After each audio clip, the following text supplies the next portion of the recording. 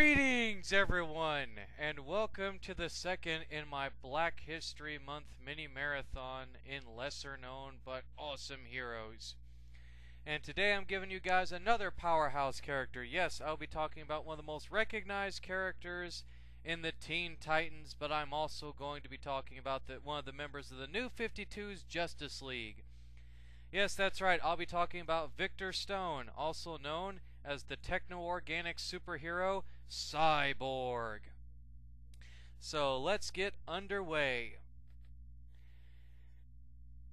Victor was created by Marv Wolfman and George Perez in DC Comics Presents number 26 in October of 1980. And Victor Stone is the son of Silas and Eleanor Stone, a pair of scientists who decided to use him as a guinea pig for various intelligence enhancement projects. However, these treatments did work and Victor's IQ grew to genius levels. In the DCU, he has a 170 IQ. However, he begins to resent this treatment and strikes up a friendship with Ron Evers, a young misfit who leads him into trouble with the law. This is the beginning of a struggle where Victor strives for his own life, engaging in pursuits which his parents disapprove, such as athletics.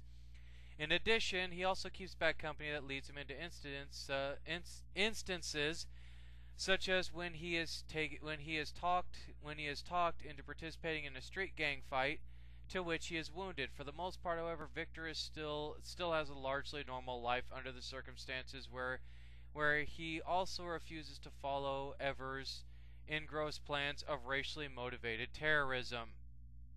And Victor has actually been part of the Teen Titans, Titans East, the Justice League. He's also got a partnership with Beast Boy. And most of his body and prosthetics grant him super strength, intelligence, and durability, and he has numerous functions such as sensors and weaponry. However, one day while visiting his parents at work in Star Labs, an experiment in dimensional travel goes awry, and a gargantuan monster crosses over out of the portal and kills Victor's mother. And this creature then turns its attention to Victor and severely mutilates him before Silas forces the creature back through the portal. Well, with his son's life hanging by a thread, Silas decides very painfully to graft technological prosthetics and enhancements into Victor's body, replacing most of his vital organs and also replacing most of his and putting cybernetics around like his heart, his liver, stomach, and etc. Victor wakes up from this incident, however, severely traumatized, and his girlfriend at the time breaks up with him. People stop hanging around with him, and Victor feels like an outcast and a freak. And it wasn't until a fated day when there was a UN peacekeeping summit that Evans then decided, alongside the other gang members, that they were going to try to kill the ambassadors and kamikaze bomb the place. And Victor, not wanting this to happen, decides to use his new prosthetics and cybernetic powers to stop them. And upon stopping them, he is met with severe cheers and handshakes with most of the UN diplomats. And it's then that Victor decides to use his powers for good and become a hero. And it's later that he would eventually go to the Teen Titans and ask for initiation test. And after passing, he would serve many, many long years in the Titans. Including being able to actually helping Raven fight her father, the interdimensional demon Trigon. And Victor would also go on to help. Later on, though, Victor would leave the Titans to pursue his own solo career as a hero and would then become a reservist member of the Justice League. And one of the many great things about Victor is that he would later come back to help the Titans and help be a leader slash mentor to the Titans and help some of the new generation of Titans. One of those Titans was Virgil Hopkins. Yes, he and Static would eventually gain a good friendship, and Victor would see a great potential in Virgil. And also Victor would become, at this point in his career, a reservist member of the Justice League. And this worked out greatly in Victor's favor because Victor has a very great ability. I talked about how he has all these sensors and weaponry and cybernetics. His left arm is kind of anamorphic. He can change it into a giant sonic cannon, a plasma cannon. He can also have a sonic disruptor come out the palm of his hand. But one of Victor's greatest abilities, and he used this against Hank Henshaw, the Cyborg Superman, is that he has the ability to interface with any computer system, alien, human, turret, camera, whatever you want to call it. Victor can pretty much try to hack it and interface with it. And he used this to basically turn a few of Henshaw's manhunters against him. And eventually he and Henshaw would fight basically to a draw before Superman and the rest of the league basically came in to stop him.